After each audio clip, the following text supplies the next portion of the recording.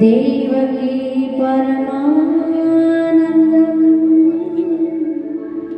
श्री कृष्ण वंदे जगद्गुरु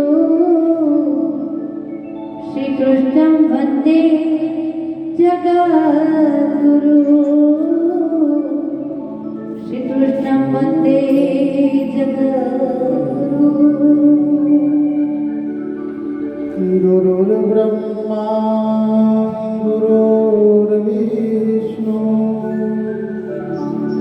गुरुर्देवो महेश्वर गुरुर्साक्षात् परब्रह्मा तस्मै श्री गुरुवे नमः तस्मै श्री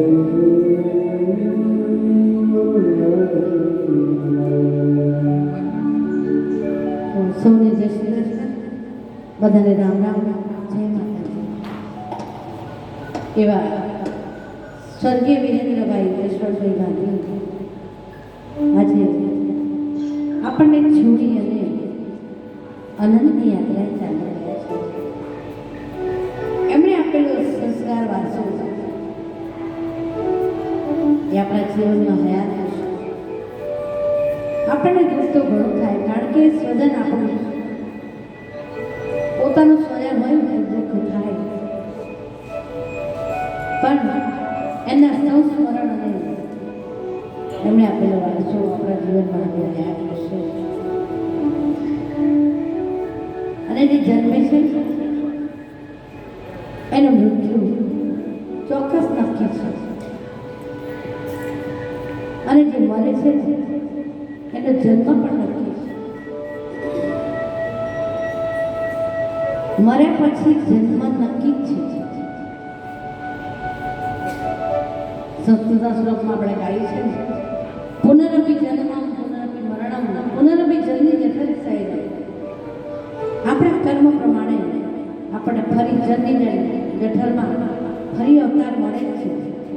અને જ્યારે માણસનું મૃત્યુ નજીક હોય ને ત્યારે એનું ફોડ્યું તૈયાર કરીને જ ભગવાન રાખે છે. તરત એ જીવ બીજામાં પ્રવેશ કરી જાય છે. તો આવો આજે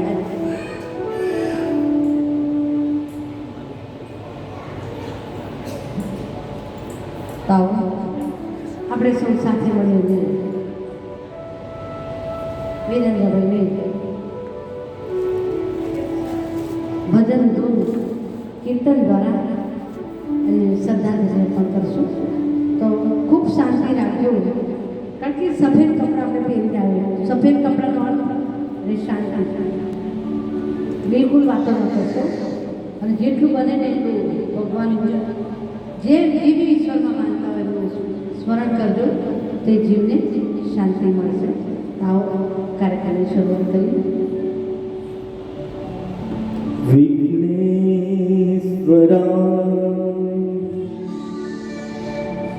વરદાય સુરપ્રિયા લંબોદરા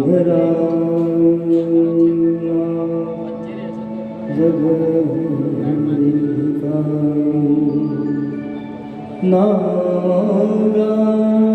નારાયણાય તુતિયન વિભૂષિતાય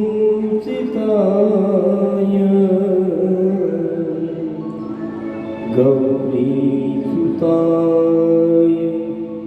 ગણનાથ નમો નમસ્તે.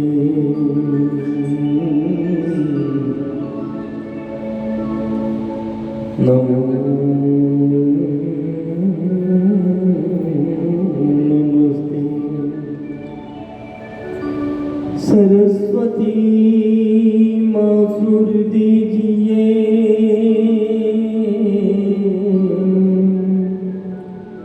ગણપતિ દીજીએ મોરે बजरंगी महाबल दीजिए सद्गुरु रो दीजिए मोरे शाम। તો આજે આવા વિરેન્દ્રભાઈ ગાંધીના પુણ્ય સ્મરણાર્થે અમારે મૃત્યુ માંગલ્ય સભા અને પ્રાર્થના સભાનો કાર્યક્રમ હોય ત્યારે અમારી જોડે એક વિદ્વાન ભાગવતાચાર્ય જેવું ધ્રોલભાઈ શાસ્ત્રી તરીકે નામ છે આખા ગુજરાતમાં, જે બહાર પણ બધે ફરી આપણા ગુજરાત બહાર પણ તેઓ કથાઓ કરી આવ્યા છે. એમને હું વિનંતી કરું કે આજના કાર્યક્રમની શુભારંભ કરે.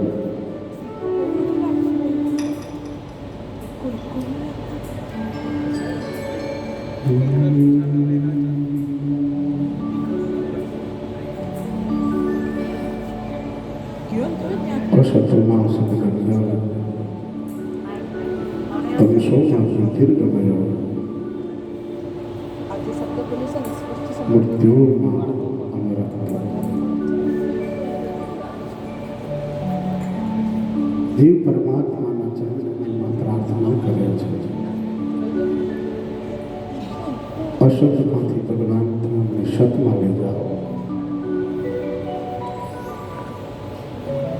અંધકારમાંથી ભગવાન તમને પ્રકાશ તરફ લઈ જાઓ અને મારું મૃત્યુ ભગવાન તમે અમર બનાવો.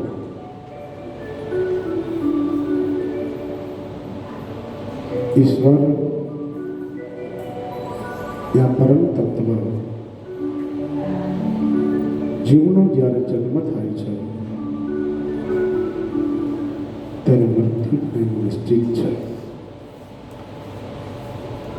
ગીતાજીમાં ભગવાને સ્પષ્ટ કહ્યું છે કે જેનો જન્મ છે એનો મૃત્યુ નક્કી છે. જેનો મૃત્યુ નક્કી છે એનો જન્મ નક્કી છે. પરમાત્મા જ્યારે જીવનો જન્મ કરાવે છે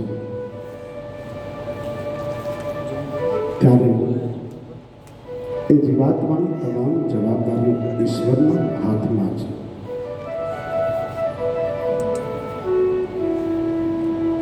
જેમ મનુષ્ય પોતાના જૂના વસ્ત્રોને ત્યજી દઈ નવા વસ્ત્રોને ધારણ કરે છે, તેમ આ આત્મા પણ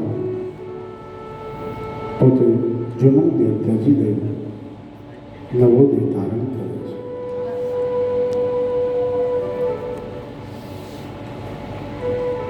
જીવન મનુષ્ય એવું જીવી જાય કે 70 વર્ષની કે 75 વર્ષની જે યાત્રા હોય એ યાત્રામાં જે